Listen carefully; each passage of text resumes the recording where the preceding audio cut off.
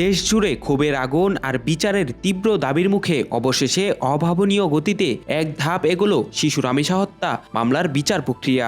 হত্যাকাণ্ডের মাত্র 5 দিনের মাথায় আদালতে জমা পড়ল চার্জশিট। আগামী 1 জুন নির্ধারণ করা হয়েছে অভিযোগ গঠনের শুনানির দিন। ঘটনার শুরু গত মঙ্গলবার 19 মে। মিরপুর পল্লবীর একটি বাসা থেকে উদ্ধার করা হয় 7 বছরের শিশু রামিসা আক্তারের নিথর দেহ। নির্মম এই নিপীড়ন ও হত্যাকাণ্ডের খবর ছড়িয়ে পড়তেই ক্ষোভে ফেটে পড়ে পুরো দেশ। ঘটনার পরদিনই নারায়ণগঞ্জ থেকে গ্রেফতার করা হয় প্রধান আসামি সোহেল রানাকে।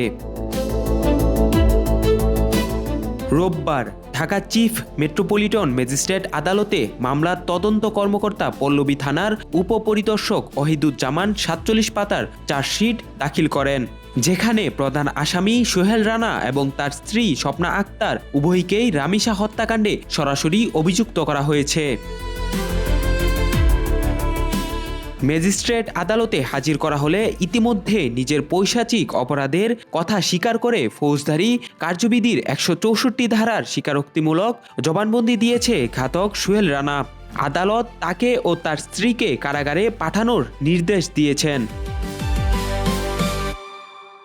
এদিকে মামলাটি যাতে কোনো আইনি ফাঁকফোকরে ঝুলে না যায় সেজন্য সর্বোচ্চ তৎপরতা দেখিয়েছে আইন মন্ত্রণালয়। শনিবার মামলাটি পরিচালনার জন্য বিশেষ পাবলিক প্রসিকিউটর হিসেবে নিয়োগ দেওয়া হয়েছে জ্যেষ্ঠ আইনজীবী আজিজুর রহমান দুলুকে। ঢাকা মহানগর শিশু সহিংসতা দমন ট্রাইব্যুনালে রাষ্ট্রপক্ষের হয়ে লড়বেন তিনি।